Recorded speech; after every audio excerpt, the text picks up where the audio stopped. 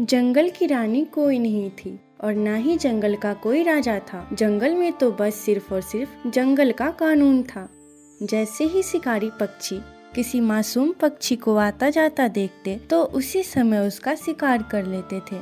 ऐसे ही रोज बरोज पक्षी तादाद में कम होने लगे क्योंकि मासूम पक्षियों का खून बहाया जा रहा था। इन हालातों से परेशान सीनू चिड़िया मिट्ठू तोते के पास जाती है। तोते भैया मेरी बात सुनिए। क्या हुआ सीनू, तुम बहुत ज्यादा परेशान दिख रही हो, सब ठीक तो है ना? तोते भैया, आपने देखा किस प्रकार पक्षी दिन ब दिन कम होते जा रहे हैं। ये दिन हम पर भी आ सकता है।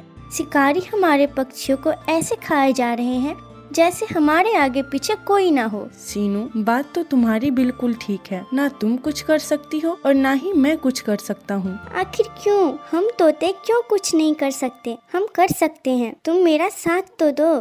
सीनू, तुम्हारा साथ देने को तो मैं तैयार हूँ, मगर किसके पास जाओगी, किसको हौलाद सुनाओगी? इसका मतलब तुम डरते ही रहोगे। घर में बैठो अपने। सीनू चिड़िया अपने दोस्त कबूतर के पास जाती है।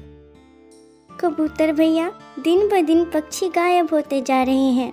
उनको खाया जा रहा है। हमें कुछ करना होगा। सीनू, अपने घर में बैठो। आसपास में भोजन देखो तो वही लेने जाओ। ज्यादा दूर जाने की जरूरत नहीं है। और हाँ, किसी और का मुकदमा लड़ते लड़ते हम अपनी जान गंवा देंगे। यहाँ सबको अपनी अपनी परी है और किसी की नहीं। जहाँ पर मासूम पक्षियों का खून किया जा रहा है, ना जाने आप लोग उस सरजमीन पर कैसे सुकून से सोते हो। निराश होकर सीनू चिड़िया वहाँ से चली जाती है। सीनू चिड़िया अपने दोस्त काले कौवे के पास जाती है। कौवे भैया, हालात आप अच्छे से जानते हो। अब आप ही मेरी मदद करो।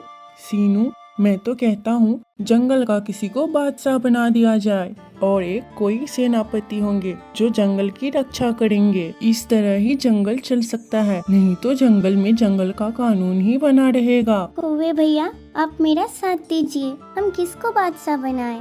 अरे मैं कब काम आऊँगा? अगर इतना अक्लमंद कौवा बादशाही करने लग जाए तो पूरी रियाया ऐस करेगी ऐस। चिड़िया सारी बात समझ जाती है और मन ही मन में कहती है, अच्छा, तो इसके पेट में दर्द हो रहा है कि ये बादशाह बन जाए। कौवे भैया, मेरे बच्चे रो रहे होंगे। अब मैं अपने घर जाती हूँ। ऐसा कहकर सीनू चिड़िया अपने घर चली जाती है। अगले दिन सीनू चिड़िया बड़े पेड़ पर बैठकर सभी पक्षियों को संदेश दे रही थी।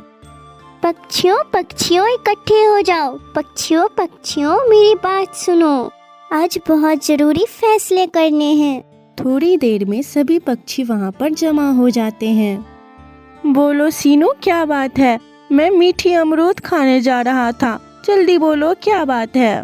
तोते भैया, आप बस अमरूद खाइए। ये नहीं देखिए कि कब कोई आपका गला घोंट देगा। सीनू, जब भी बोलती हो बस बकवास करती हो। मेरा क्यों गला घोटेंगे? मैं तुम्हारा गला घोंट डालूंगा। सीनू, जो जरूरी बात है वो बताओ, ऐसे हम लोगों का समय जाया ना करो।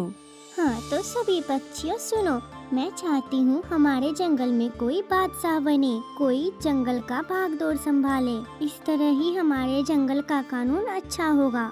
तभी उनमें से एक सबसे बड़ा चिड़िया बोला, वाह वाह, कितनी समझदार चिड़िया है। सबसे छोटी है लेकिन कितना अच्छा सोचती है।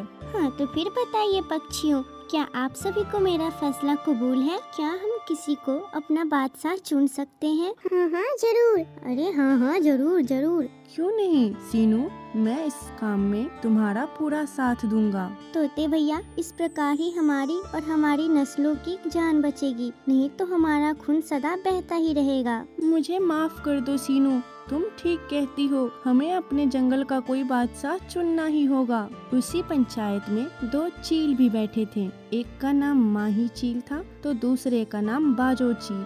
अरे मैं कितना ताकतवर हूँ, मेरी नजर इतनी तेज, मैं ही बनूंगा जंगल का बादशाह। अरे मैं कितना ताकतवर हूँ, मेरी नजर कितनी तेज है, मैं ही बनूंगा इस जंगल का बादशाह। हाँ। अरे चल, तुझसे ज्यादा ताकतवर हूँ मैं, और मेरी नजर तुमसे भी तेज है। मैं ही बनूंगा इस जंगल का बादशाह। अरे ऐसी भी क्या जल्दी है, इन पक्षियों से ही पूछ लेते हैं। बताओ पक्षियों, तुम्हारा बादशाह कौन बने? अरे अरे कोई नहीं, तुम दोनों में से तो कोई हमारा बादशाह नहीं बनेगा। अरे अरे मोटे नाक वाले तोते, मैं तुम्हारा मुंह तोड़ दूंगी। चल मेरे हक में फैसला दे, बोल कि माही बाज ही इस जंगल का बादशाह बनेगा।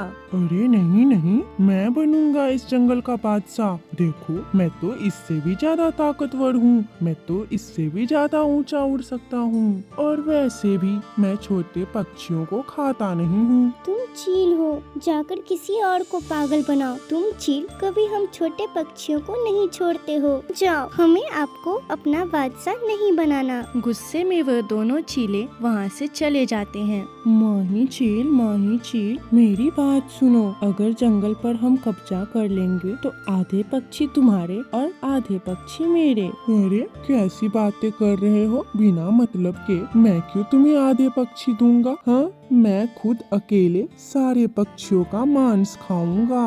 अरे अगर हम दोनों आपस में मिल जाएंगे और अपनी अपनी जंग लड़ेंगे तो बादशाही भी मिल जाएगी। अगर हम आपस में लड़ेंगे तो हमारे हाथ कुछ भी नहीं आने वाला। बाजो चील, सबक जाकर किसी और को पढ़ाओ, मुझे नहीं। चल चल, बड़ी आई, आधे मांस और आधे पक्षी तुझे दे दूं। निराश होकर बाजो चील वहाँ से चली जाती है। रात हो जाती है। रात के समय माही चील सीनू चिड़िया के घर आती है। उसके घर आकर उसके बेटी के ऊपर पंजे रखकर बैठ जाती है। रानी उठो ना, देखो तुम्हारी बेटी मेरे पंजों तले है। माही चील, ऐसा मत करो, छोड़ो मेरी बेटी को, छोड़ो। अम्मा अम्मा, मेरा सांस नहीं आ रहा, इतना मोटा चील मेरे ऊपर बैठ गया है। मम्मा मम्मा, मुझे बचाओ। हट जाओ चील, मेरी बेटी के आगे से हट जाओ, मैं तुम्हें नहीं छोड़ूंगी। मैं छोड़ूंगा, तुम्हारी बेटी को जरूर छोड़ूंगा, पर कल तुम मुझे वोट दोगी, है ना? कि माही चील इस जंगल का बादशाह बने।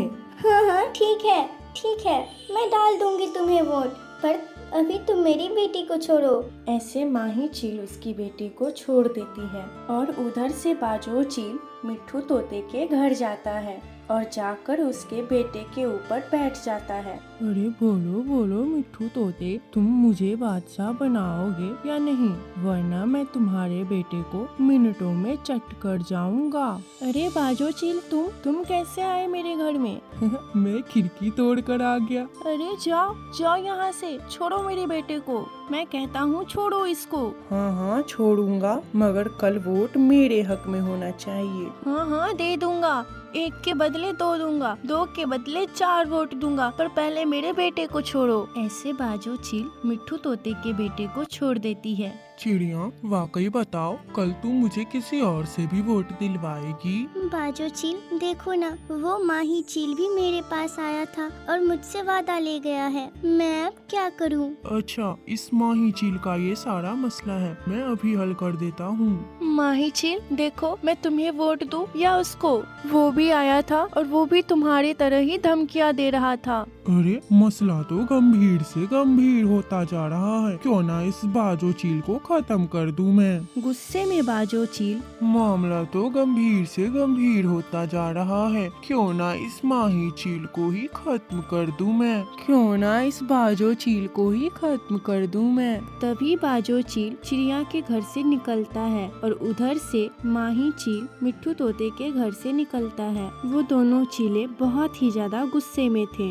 अरे बाजो चील, तू मेरा बुराइयां करेगा, मेरे तरह दर दर पे वोट मांगेगा, मैं तेरा खून कर दूंगा। अरे क्या तुम नहीं वोट मांग रहे हो? क्या तुम नहीं पक्षियों को भड़का रहे? बोलो बोलो, चल आज मैं भी तुझे नहीं छोड़ूंगी। ऐसा कहकर दोनों चील आपस में खूब लड़ाई करना शुरू कर देते हैं। तभी जंगल के सारे पक्षी इर्द गिर्द जमा हो जाते हैं। वो चीले पूरे 2 घंटे तक एक दूसरे को मारती पीटती रहते हैं और आखिर में वो दोनों पूरी तरह से घायल होकर नीचे गिर जाते हैं। पानी, मुझे पानी पिलाओ। चिड़िया, मुझे पानी पिलाओ। नहीं, कभी नहीं। तुम तो प्यासी मर जाओ। जो हमारे जंगल का सुकून नहीं चाहते, हम भी उनका भलाई नहीं चाहते। हमें भी उनके जीवन की कोई आवश्यकता नहीं। तोते पानी पिला दो। नहीं नहीं, मैं नहीं पिलाने वाला। बड़ी मुश्किल से जान छूट रही है तुम जैसे जालिमों से। अब दोबारा गले में घंटी बांध लूं क्या? कभी नहीं करूँगा ऐसा। ऐसा कहकर सभी पक्षी अपने घरों को चले जाते हैं। वो दोनों चीलें वहीं पर मर जाती हैं और मिट्ठू तोते को जंगल का राजा बना दिया जाता है। इसी तरह जंगल में शांतिपूर्ण और एक अच्छा कानून लागू होता है और जंगल के कानून का अंत होता है। ऐसे ही मजेदार कहानियों को देखने के लिए फॉलो करें हमारे चैनल चिड़िया चुनमुन कार्टून को। धन्यवाद।